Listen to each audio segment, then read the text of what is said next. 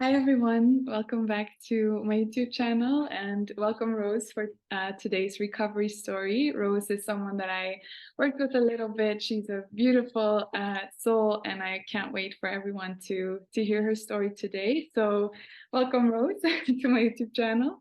I'm so excited. Yeah. So I guess to start, how are you feeling today? How are I you? feel great. I feel really good. And it's amazing to be here doing this because I watched maybe every single recovery story you had when I was in the thick of it. So I'm like, I can't believe I'm doing this. I never thought. Does So I it feel great. feel, how do you remember like thinking about the people on the other end when they were doing the recovery stories and like you comparing yourself to that?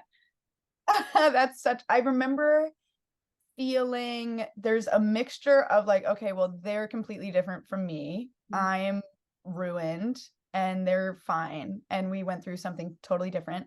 And then in every single recovery story, there's at least a huge amount of there's at least like a line or two that you're like, oh my God, that's exactly what happened. No one else has described this feeling in words the way that they have.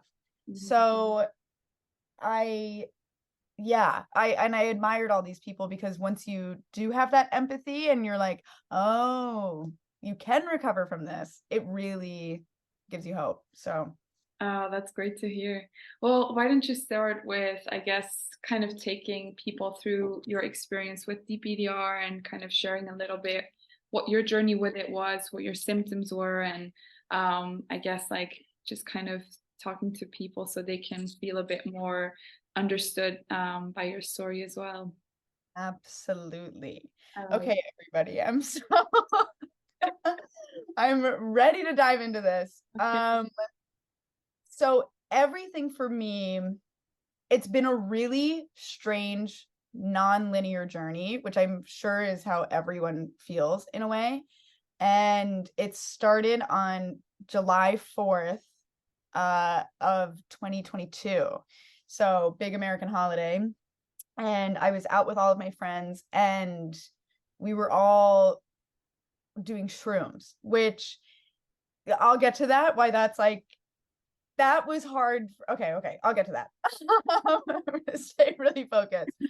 But basically, so I had done shrooms a lot of times and loved it every time. I actually found it to be an incredible medicine, not just like a drug where you're getting high or whatever. Because every time I would do shrooms, I would come out of the trip feeling like a piece of my anxiety was very healed.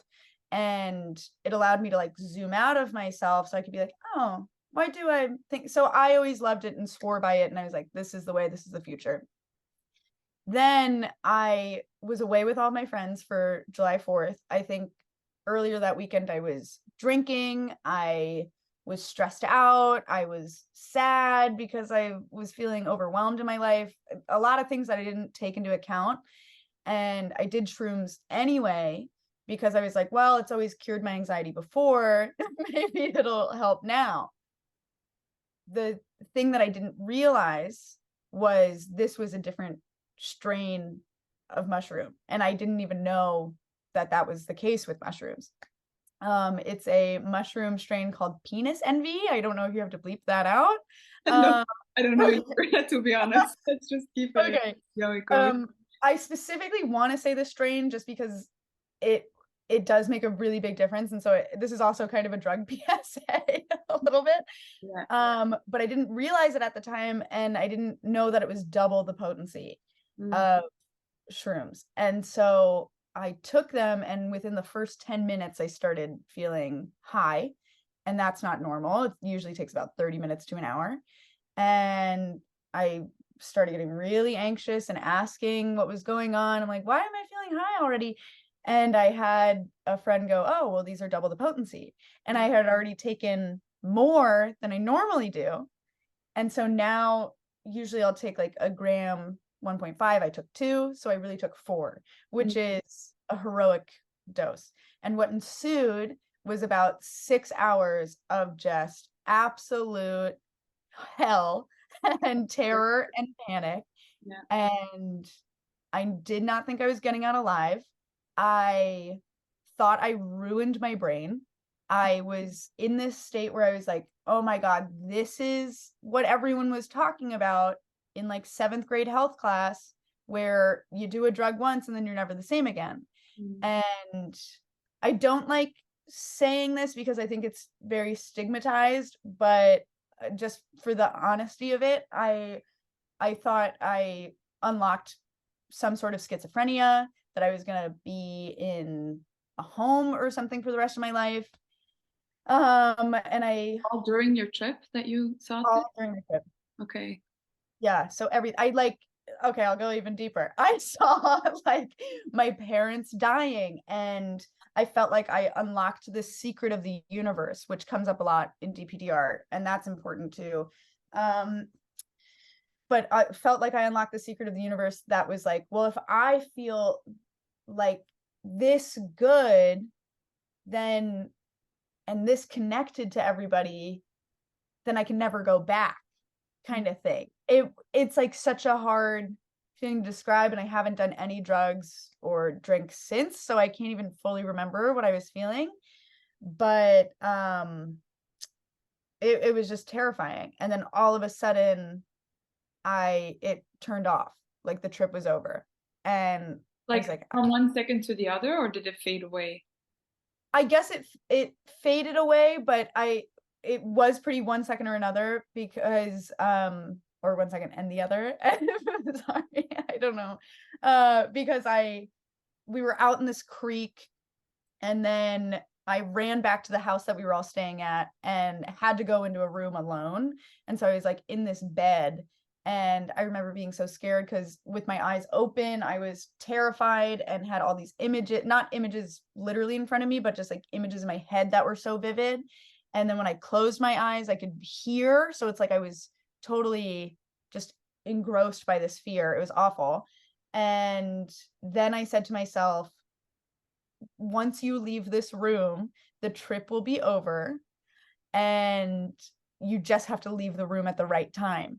And I made a deal with God that like, I'm not religious or anything, but I was like, if you get me out of this, I will never do it again. Yeah. And then all of a sudden I was like, okay, it's time to leave the room. I left the room. It was done. Wow. Which that's just shrooms brain. I don't think that's such a universal thing. I think it feels like that. But then it's also important to note, I was really shaken up about it for the rest of that day, obviously.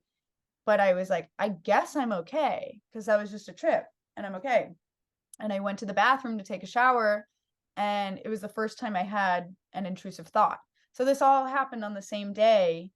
And intrusive thoughts I had never worried about. Like, I've obviously had intrusive thoughts like everyone else, where you're like in a car and you're like, I could open the door right now, or I could jump.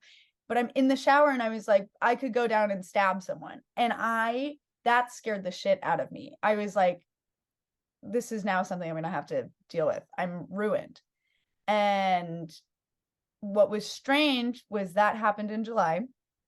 For the next 2 months, so the rest of July, August, a bit of September, I felt really normal. So my DPDR really didn't start. And I had little instances of like, I would go out with friends, and if I was drinking and I started talking about the trip, I would start feeling really hot and anxious, and like the world wasn't real. But I thought it felt like I was high again. It felt like I was high on shrooms again. And I was like, that's scary. And then I would get anxious. But then it would pass. So I was like, okay, I don't know what that is, but I guess it'll go away with time. Then in later September, I was talking to my therapist about it, and I've been seeing this therapist now for about 3 years. So we're very close, and she knows my history. And we hadn't really talked about the shrooms trip at all. And she asked me one question, which was, she was like, here's a psychedelics hotline that you can call. And I got so anxious because I was like, oh my God, I'm too much for her. Mm. And again, I ruined my brain. And that was pretty much my first panic attack. Then 2 days later, I was out with my boyfriend, who I've now been dating for a year. At the time, I was just dating for a month. And we went to a party, we were drinking. We took a car home, and I was silent in the car. And he was like, "Is everything okay?" And then I was like, "Yeah, yeah, I'm fine." And we got home and cooked dinner. And I just remember this moment of like, we made this salad and we went outside to eat it. And I looked at the food and I was like, that is disgusting. Like, I could not eat the food. And all of a sudden it was panic attack. I was like, I was shaking, I was crying. I was like, Brooks is his name. I've never really had a panic attack before, but I think I'm having a panic attack because this has been happening for a week or whatever. And then the panic attack passed. I think I had like a Xanax somewhere just from like my mom or something. And I I remember feeling like, okay, I'll go to sleep and I'll wake up and I'll feel fine again because sleep heals everything. And I woke up the next day and I was like, I still feel high. And that's a really common thing that you see with people. But that started my whole Yeah. year. So this was September 21st to now, and it has been a journey. Okay, so starting off, it was incredibly intense.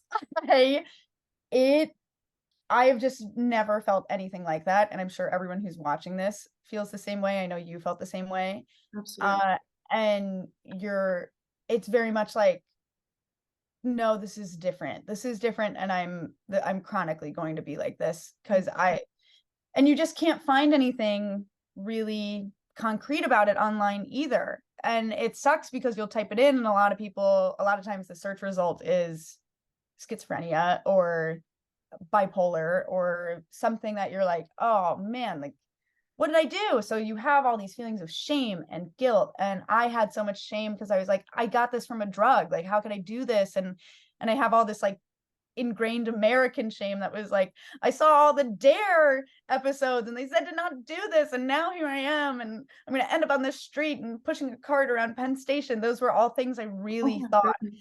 I know, I know. And again, I want everyone to take this with a grain of salt Yeah. because those are real thoughts that I Yeah. had and they're really scary. So I'm not trying to like make a joke or be I- inflammatory. But I remember I walked outside and all of a sudden the sky felt too big, really scary. And I had those feelings of being stuck in reality. Yeah. That is a terrifying feeling. And one of the hardest to describe. I'd say it's taken me maybe the whole year to learn how to describe that feeling where you're like, nothing's real and I'm me. So I'm stuck in this reality, but I'm also afraid of death.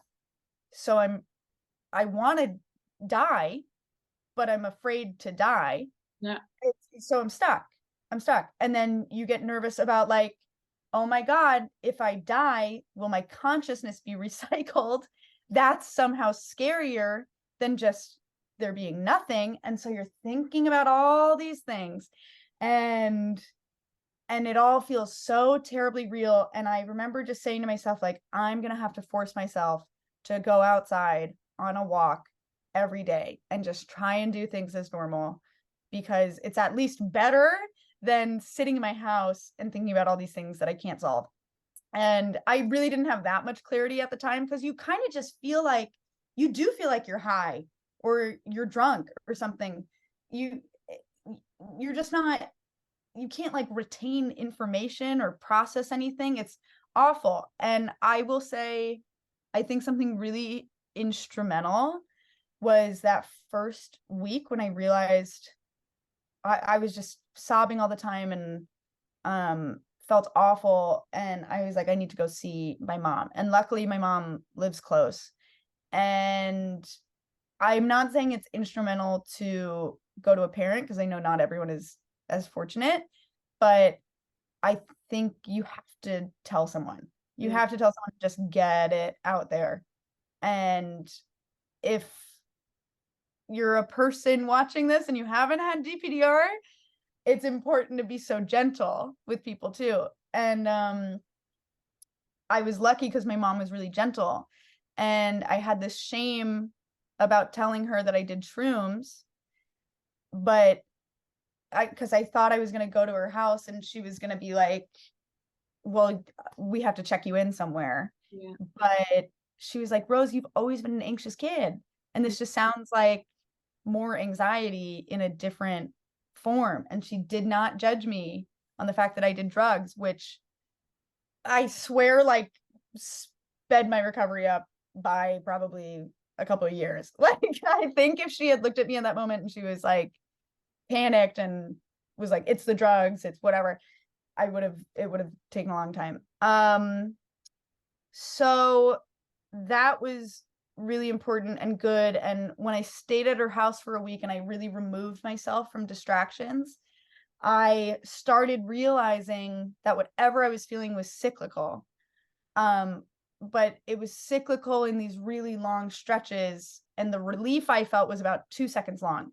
So I would feel completely unreal, and then I would notice that I wasn't thinking about it, and then I would start thinking about it, and I'd start feeling unreal again. And I was like, oh my God, it's a cycle. So one of the first things I did was write out the cycle.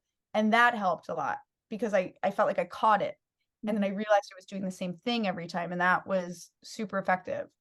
I did what everyone else does and looked it up online and found the Reddit threads and found the DPR forum and everything.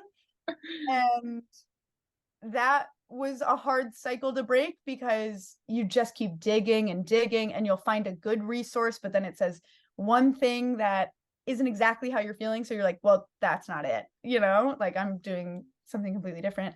But um then I found good stuff. There are some good things out there. I don't recommend digging for it, but those things were the things I bookmark, and it was anything that was on a subreddit or from a real person who went through it that was like, you'll recover, you will recover, it's fine, I recovered, this is what happened, this is what I did. So there's that. Then I found a psychiatrist, and I was lucky because my therapist really found this psychiatrist, and it was a psychiatrist who dealt with psychedelics. And I was really grateful for him because I spilled my guts on everything that happened and was met with total stoicism of like, yeah, you're fine. I've heard this before. Yeah. It's okay. And um saw him for about a year, but it took him about 5 months to put me on medication. So this is all stuff that's within the first month. That was like all of October. This happened in September. That's all of October. I begin feeling like I'm getting a grip on something. I remember in the first week of November, I was like, I'm going to be done with DPDR this month. and, and like, you can't make that call. But I was like, I'm going to be over it. Yeah. And it does just take your nervous system, like the time it's going to take, because Absolutely. there's so much Yeah. that is going on. You have a traumatic event. I think most people get this from some sort of traumatic event, and it's hard to call the event that you went through traumatic because a lot of people associate trauma with like something really terrible like murder or I, terrible shit. Something, yeah, big T trauma. um, Yeah. yeah, and you finally understand that trauma is just any situation you're in that your nervous system can't cope. Your fight or flight cannot cope anymore. You literally shut down. And that was my trip. And the trip was such a big thing for me because when I was having a bad day with DPDR, I always realized I went back to the shrooms trip and had this immense guilt of like, I got myself into this. I'll never get out of it. It's all because I took these drugs and didn't know any better. I was very research heavy. This was on my mind 24/7. There are some people who are really different with the way that they cope with DPDR, and they can just kind of be like, I feel terrible and let it go. But I couldn't. I was just like researching it every single day, reading neuroscience books, reading self-help books, reading CBT books, reading psychology books. Like it was everything all the time. I literally feel like I could write a dissertation on this and the human brain because I know so much from everything I was reading. And around November, December, I realize I'm still having these long stretches of not feeling well. I don't really understand how I'm going to get better. I feel like I plateaued. And this is a hot take, but it's important to note for anyone with a uterus, but I had an IUD for a long time and swore by that. And then I think around November, I was like, I got to get this out so I can see what's going on with my body completely. Like I just removed anything that could be affecting my body at all to rule out all variables. And that was really hard for me because birth control makes you feel so safe and I'm so pro it. Mhm. But an IUD prevents you from having your period, and well, most people. And so I really found that important, and that became instrumental in my recovery actually, because around December I started tracking daily my anxiety.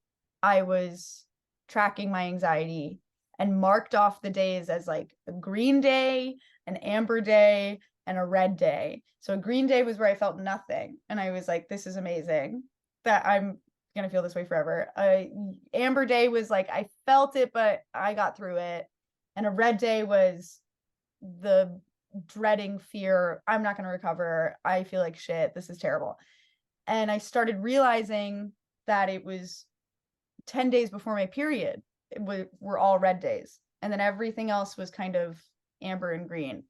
And I was really lucky to have a psychiatrist who didn't put me on medication right away because I tracked that for 3 months, showed him the paperwork, and he was like, you're having more bad days than good. And that is the reason to start medication, which I was very hesitant to do. So that was around February. So February, I started taking Lexapro. I started on 5 milligrams, and that helped me tremendously because it's medication is so crazy because it's just all of a sudden it's almost like your brain won't allow you to think of these things. And I don't think everyone needs medication. I have now met so many people who have had DPDR for a year and didn't realize it. Like I was asking everyone I knew uh, if I was like, did you ever smoke weed and have like a terrible time? And there's so many people who were like, yeah, I did an edible and then I wasn't normal for a year. And I'm like, what? Like, how can you just say that and not say that you completely suffered and wanted to kill yourself every 3 seconds for a year? Um, but yeah, so medication was very helpful for me. Tracking my cycle was really helpful for me. And then I also started going to meditation very regularly and went to a group once or twice a week for all of winter because that was just nice to be around people in that way, doing that thing. And I started doing yoga. And yoga was as good as medication, if not better, because there's something about yoga that it just completely grounds your body. And I think a big part of healing from DPDR is figuring out how to get out of your head and into your body. That was something you said, actually, that was like a lot of the times they say a good way to heal anxiety is to zoom out. Mm, But now we're experiencing a kind of anxiety where you have to zoom in. yeah, And exactly. that's so true. That was really helpful for me. You also, a huge theme of something you teach is acceptance. And acceptance made no sense to me the whole time. I was like, because it's just something you have to internalize. And I remember I was always just like, okay, I accept it. I accept. I have DPDR. I accept. I accept. But it never went away. And then I finally figured out my mantra for that, which was, there was one time I was out with my boyfriend and feeling terrible. And I was like, even though I feel like shit, I'm just going to have a good coffee with my boyfriend. And then I was like, oh my God, that was it. I accepted it. That was it. Because you're just talking through it. Yeah. And then you realize you're not thinking about it. So now it kind of becomes a game in that way, where you're sort of like, okay, every time I have these thoughts come in, I'm just going to catch them and be like, okay, I can still do my day. I can Can I still, say one thing? 'Cause I yeah. find it so interesting that you're bringing this up. I literally, like the last video I made was kind of diving deeper into that for the people watching. What Rose is saying now is so, so, so important. It's, I feel like people always struggle with the balance between accepting and distracting. And what you just explained is actually a healthy combination of both, where you allow yourself to live life and to do things not from a place of running from it, but from a place of, you know what, it is here, might as well do what I was doing in the like what I was gonna do in the first place, or throw myself into life, the way I was doing it. So just like it reminded me of that, and that's a really good tip that you just gave. I think that's a very important part of the process. Yeah.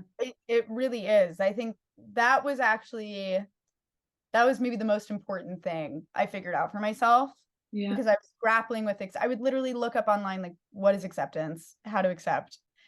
And then you just kind of realize it's as simple as that. Um, yeah, so you've shared a lot about your, I guess, experience with DPDR, what your symptoms were. I think a lot of people can relate to everything you said. A lot, especially like the whole reality being so scared you don't want to live, but also you don't want to die because you're scared of death either. Like as well, that's something I've heard from a lot of people. Um, and so apart from, I guess, your journey with medication and like tracking your period and everything, which I also just want to give a side note that for everyone watching, these are very helpful tools, but I also want you to take everything with a grain of salt, because not every person is the same, and not everyone has the same recovery experience. So for some people medication might be great, for other people it wouldn't. And if you ever want to kind of look out what if medication would be beneficial for you, to obviously seek out help from a physician or a psychiatrist first. So just a side note there.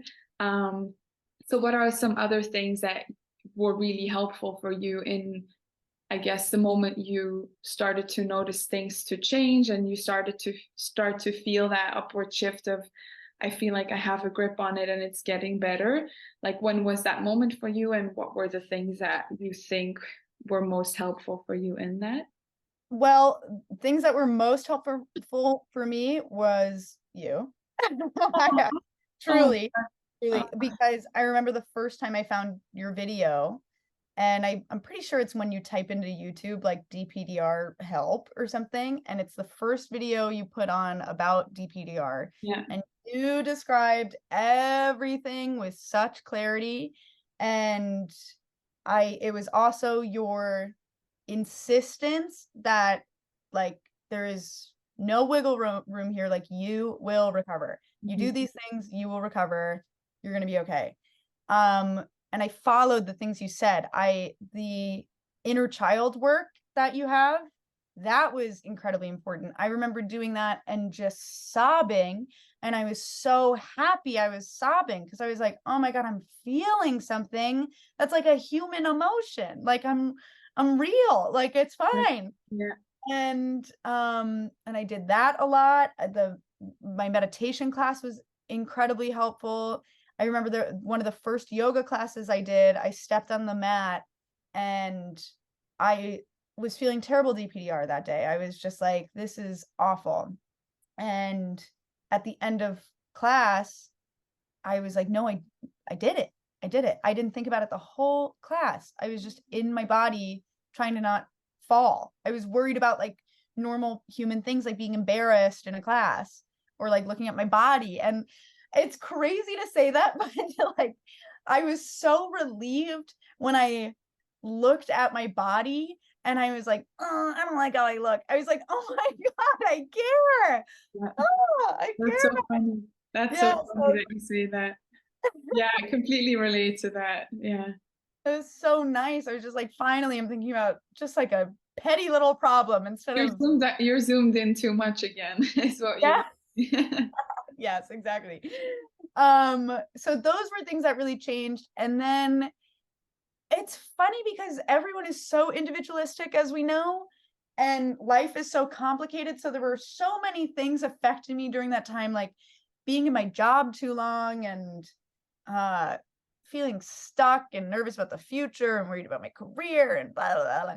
And then I decided to go WOOF, which is WWOOF, which is when you do a farm exchange and go work on a farm in Denmark for a month.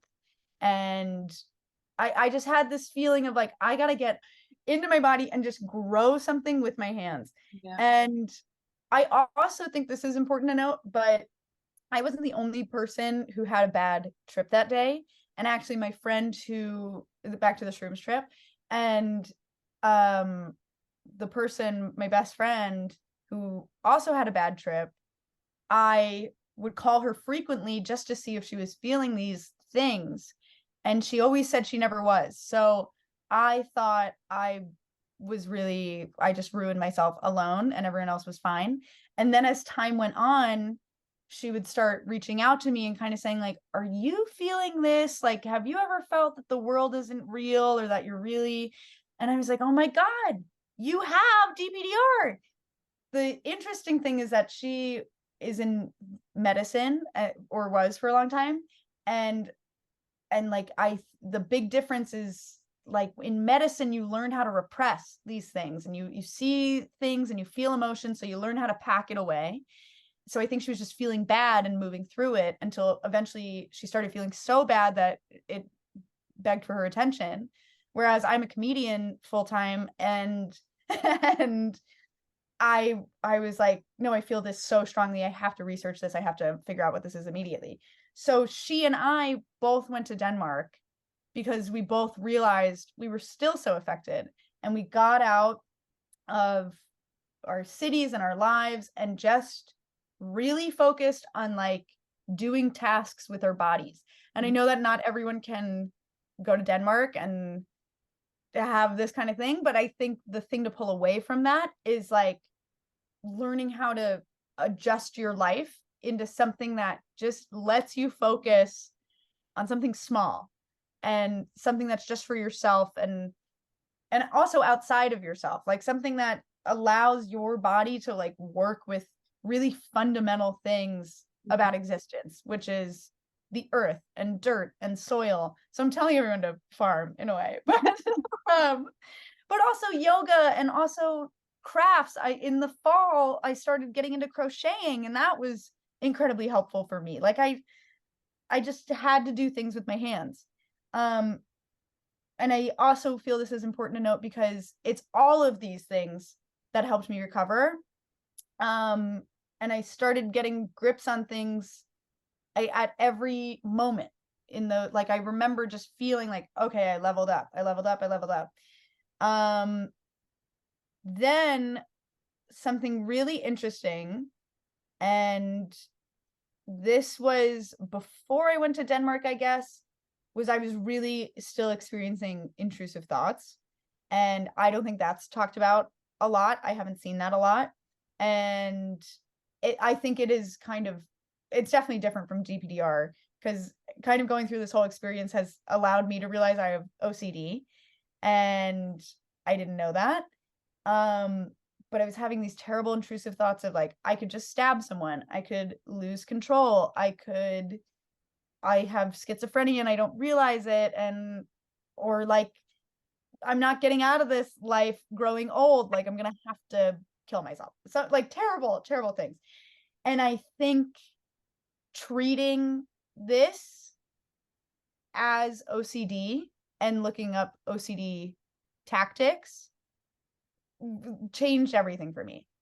And I think that's really important just for DPDR too. Like if you're having DPDR and not these intrusive thoughts, DPDR is still like OCD's shitty little cousin that like everything that you learn about treating OCD helps you so much with DPDR.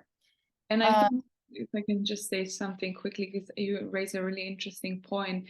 I think there's so many different ways that people label it. It's existential OCD, it's existential anxiety, it's DPDR, it's all these different things. But I think if you look at what OCD is, if you look at what anxiety is, and if you look at what DPDR is, there are different sides or different reflections of a similar core. And that core is a lack of safety within life or a lack of safety within yourself.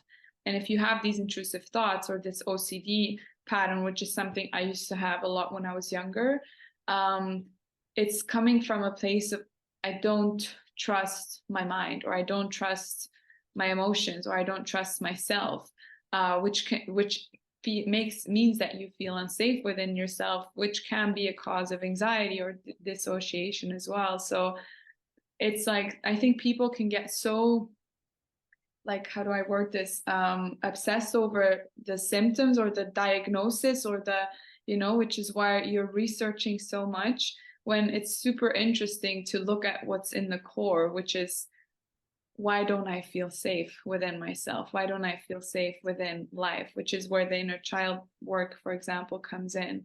yeah. Yeah. Yes. Yeah, completely.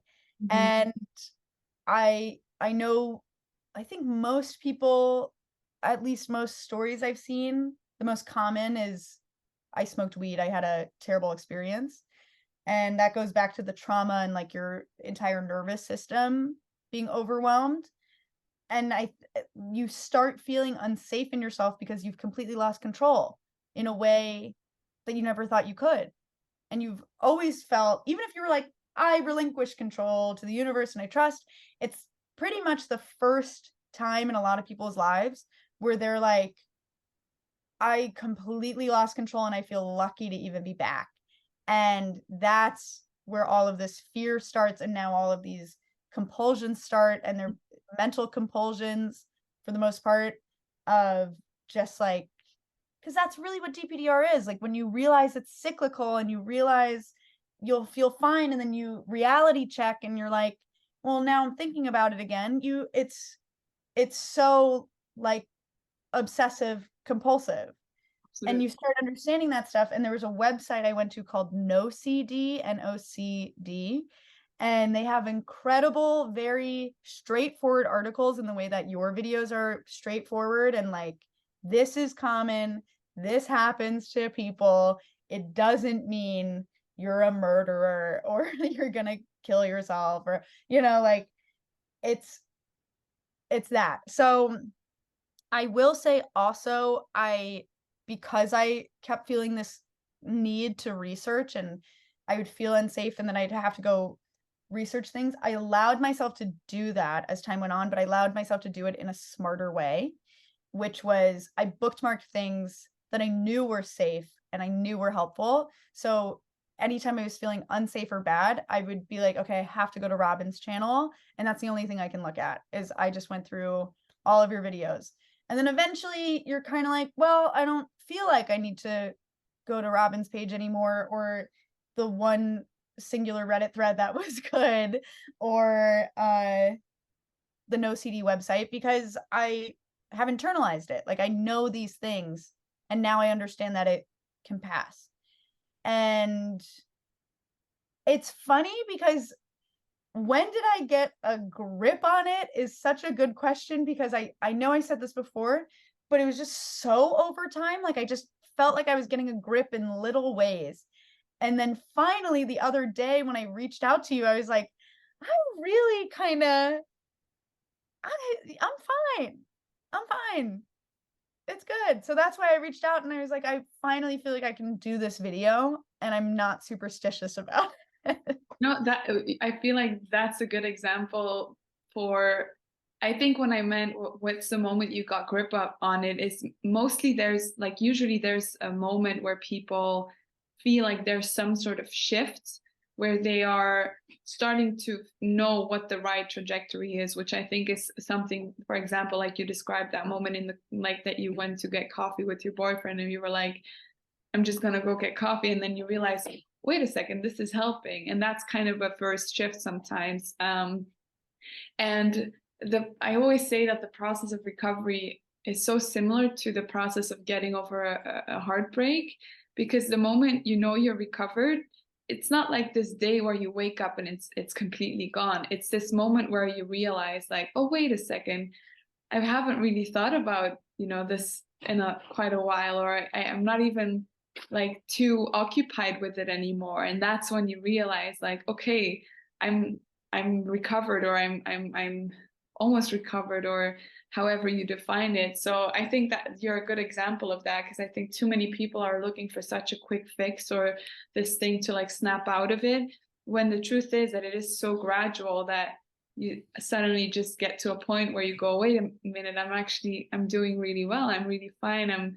I'm happy again. Yeah. Which is Yeah. I mean, I really didn't think I'd be able to travel again. There was a time early on where I couldn't understand how countries were real and like everything felt so unreal. And then, so yeah, it was just little milestones along the way. Also having a meeting with you, because I did, I think, 2 therapy sessions with you. And that was so instrumental for me, because I think a big issue I was facing was I would see these recovery stories and no one was as specific as mine, which was I never saw anyone talk about shrooms. And so I really thought that was so different and somehow more intense or worse. And I said that to you the first time we met, and you were like, no, it's DPDR. Like, course, we can yeah. talk about it the same way. We I can, think yeah. why people don't talk about that more specifically is maybe because of, like you said, the shame that they experience around it, or some sort of like stigma, or like that it's that looked down upon or whatever. Because I've had people with all kinds of trips, like shrooms, LSD, weed, DMT, like all kinds of things, or not even drug related. Like some people get it from trauma or from a major life event that shifts like a lot for them, or COVID, or um, but I always say like it's not about the drug you take. It's about the experience you have of trauma, of unsafety, of losing control, like you say. I remember there were 3 big things that I wasn't finding anywhere else, and that was really hard for me because I researched so intensely, and I wasn't finding a lot of people talking about shrooms. I wasn't finding a lot of people talking about suicidal ideation, and I really wanted to make a point of that I felt that so strongly and for the first time, and it was really scary. But then you start understanding that that's an emotion, and it doesn't mean it's so different from a want. And I also wasn't finding anyone talking about intrusive thoughts. So I thought I was really fucked up and different, and this was only a piece of the puzzle. And then you just kind of realize like it's all related. Anxiety is a big umbrella, and we have all these different names for things, but they all go back to this one big thing. So it's taken a lot of time to realize how to like not attack each thing I was feeling, and just sort of heal the anxiety from the event as a whole. And it's also, again, like my mom said, I've been anxious my whole life. And so I had to go deeper than just this terrible trip, which is why hugging this inner child in these meditations is so important. I feel like you gave so much information today, like so many different things. Like there's no one size fits all for recovery, because like I feel like in every one of my recovery stories, people have shared different things, which is what I find so like special and interesting. I think they all have such value in their own ways, but it's interesting how they all have to do with, like you said, like being back into life, feeling safe again, and that it is, despite what you think it is when you're in it, a very anxiety based issue. Yeah. no matter how crazy or schizophrenic or like completely out of this world, your symptoms feel. So yeah. So thank you for everything you've shared so far, Rose. I'm really happy with you, that the fact that you contacted me and that you were so open today. I also want to thank you for talking about the mushroom trip, because another thing is I don't think that the reason why there's little online is on suicidal ideation around this, or intrusive thoughts, or the shrooms or drugs in general, is because people don't experience that. In my experience working with people, it's very common. I think people don't talk about it because they feel shame around it, or because they feel they take it so like heavy in themselves that they find it difficult to just talk about it. And I think you gave a lot of value today in being so open and vulnerable to share your story. So thank you, first of all. So I guess my last question is, like, is there any like final tips or advice or like statement you would like to give to the people that are right now watching you and um, are in the place that you were a couple of months ago? Yeah. I know this is the most common form of advice, and it's really annoying to hear when you're feeling terrible, Mm, but you have to be patient. You just have to learn to take your time and take it minute by minute. It's not even day by day. It's so different, and you can't compare because you don't understand how different people are. Um yeah, and you're gonna be fine. You're gonna be fine. You just aren't. You really are. I really did not think I would be. And now I do. And yeah. right. One last question, actually. How are you like now, I guess, like very quickly? Yeah, I feel like I grew up. I feel really empathetic toward the world. Like I think even with talking about schizophrenia, for example, that's now something I'm like, well, I care about people who experience schizophrenia because they're, it's their own thing that they have to deal with, but they're dealing with it. They're not, you just you see the world in a much more different and beautiful way. And I feel I back to normal is also such a weird term. I'm stopping myself at everything. Yeah. But yeah, I feel great. I feel like I'm just living life. I went to Um, Japan, I went to Hong Kong, I went to Denmark, I took an acting class. I farm, I'm excited to meet people. I kind of feel like my social anxiety is gone. I feel like I can talk to anyone about anything because I'm like, nothing is as bad as that last year was. So I feel definitely. really good. And of course, I like still have moments. I'm still like, oh, the future is scary, or like, oh, something doesn't feel real. But I know now how to move that aside and move through it. So I feel really good.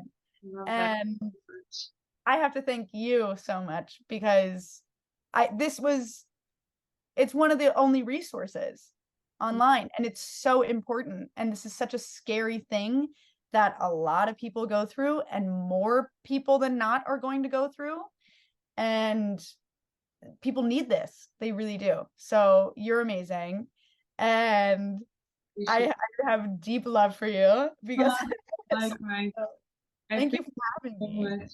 It was a really nice experience getting to talk to you today. For everyone that's watching, share some love to Rose and ask your questions for her in the comments. I'll make sure that she gets them if there's anything that you wanted to ask her still. So yeah, thank you, Rose, for joining today, and see everyone again in a new video. Bye. Bye.